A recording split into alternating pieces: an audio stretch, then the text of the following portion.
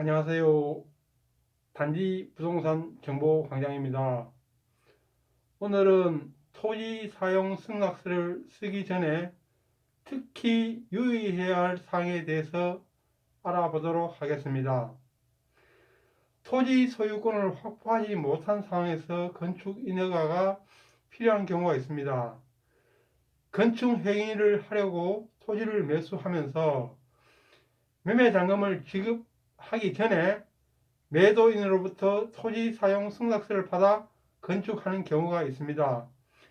이와 같이 토지 사용 승낙서란 토지의 소유권자가 본인의 토지를 사용해도 된다고 허락함을 나타내는 문서를 말하는데요. 주로 타인이 소유하고 있는 토지에 도로, 건축, 시설물을 설치하고자 하는 목적으로 토지 소유자의 승낙을 받기 위해서 작성하게 됩니다. 농지 전용 신청 시에는 토지 사용 승낙서를 받아 허가 신청을 해야 합니다. 그러면 토지 사용 승낙서를 요구하는 경우가 있는데요.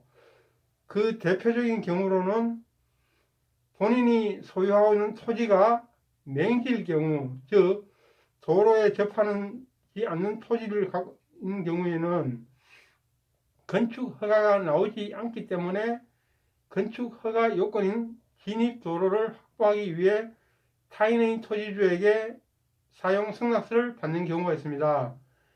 건축 허가를 신청하려면 폭 4m의 진입 도로가 필요한데요. 접한 도로가 사유지거나 지분으로 공유하고 있다면 사유지 주인과 지분권자에게 사용 승낙을 받아야 건축할 수 있습니다. 두 번째로 필요한 경우로는 건축 허가가 불확실한 경우에 매수인이 건축 허가를 받지 못할 경우에 대비해서 계약과 동시에 사용 승낙서를 받고 건축 허가를 받는 즉시 잔금을 지급하기로 하는 인허가 조건부 계약을 합니다. 물론 건축 허가를 득하지 못하면 계약을 해지하기로 하는 약정을 맺어두어야 하겠지요. 세 번째로는 건축업자가 사업계획서와 토지 사용 승낙서를 담보로 금융권의 대출을 받을 경우 주로 자금이 부족한 건축업자가 요구합니다. 단순히 매매계약서만 가지고 가는 것보다는 토지 사용 승낙서를 받아 건축 허가를 신청하면 토지 가격 이상의 많은 대출을 받을 수 있기 때문입니다. 그리고 건축물의 건축을 위한 토지 임대차의 경우와 지역 주택 사업을 추진하는 경우에도 토지 사용 승낙서가 필요로 합니다. 그러면 토지 사용 승낙서의 법적 효력은 어떠한가를 알아보도록 하죠.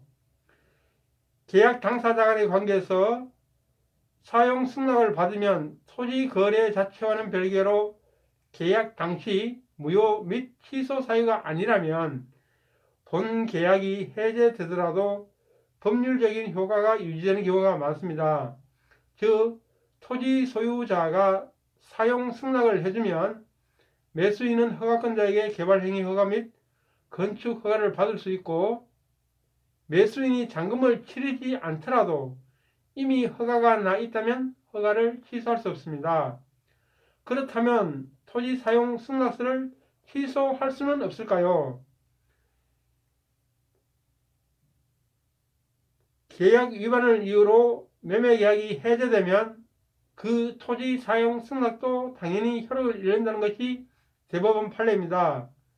토지 소유자와 제3자와의 관계에서는 사용 승낙서는 당사자 사이에서만 그 효력이 있고 제3자에게는 효력이 없습니다.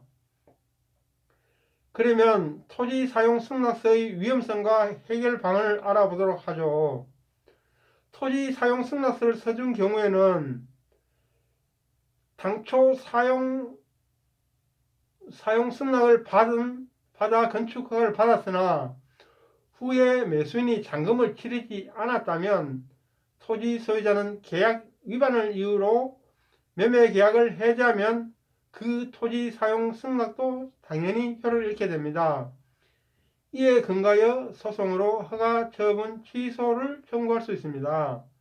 하지만 이러한 불필요한 소송까지 가지 않기 위해서는 토지 사용 승낙서를 써줄 경우 건축 허가를 취소할 수 있는 서류를 미리 완벽히 받아놓고 사용 승낙서를 써주는 것이 안전합니다. 사용 승낙서를 받은 자가 건축 허가를 득한 후에 잔금을 치르지 않고 공사가 진행되는 경우에 매수인의 경제적 사정으로 공사가 중단되었을 경우에는 유치권의 문제가 생기게 됩니다. 최초 계약서 작성할 때 유치권이 발생하지 않도록 특약에 반드시 명시를 해야 하겠죠. 그러면 계약서에 포함시킬 특약 내용을 한번 알아보도록 하겠습니다. 첫 번째, 계약금은 매매대금의 20%로 정하며 중도금 없이 지정된 날짜에 잔금을 치르기로 한다고 적습니다. 즉, 계약금을 많이 받고 중도금을 받지 않습니다. 중도금을 받으면 매도인이 계약을 해지할 수 없기 때문입니다. 두 번째, 잔금 지급 및 등기 이전 일을 반드시 구체적으로 지정합니다. 만약 지정된 날짜에 잔금을 지급하지 않으면 계약은 해제하기로 한다는 문구를 넣어야 합니다. 매도인이 계약금만 받고 무한정 기다려줄 수 없기에 확실히 날짜를 못 박아두는 게 좋습니다. 세 번째, 매도인은 토지 사용 승낙서 내용을 확인한 후 인감증명서를 매수인에게 발급해 줍니다. 본 매매 계약이 해제될 경우 매수인의 명의의 허가는 무효가 되고 매수인은 어떠한 이유로도 이와 관련된 권리를 주장하지 못한다는 특약을 넣어야 합니다. 네 번째, 유치권 등과 같은 주장을 방지하기 위해 잔금 지급 이전에는 착공이나 분양 행위를 일체 할 수 없다는 특약을 넣습니다. 즉, 제3자가 유치권을 주장하거나 건물을 분양하면 건물을 철거할 수 없기 때문입니다. 지금까지 토지 사용 승낙서를 쓰기 전에 특히 유의해야 될 사항을 알아보았는데요. 한마디로 말해 제대로 된 토지 사용 승낙서를 작성하여 훗날 잡음이 없도록 미연에 방지하는 것이 최상의 방법이라 생각합니다. 이상입니다.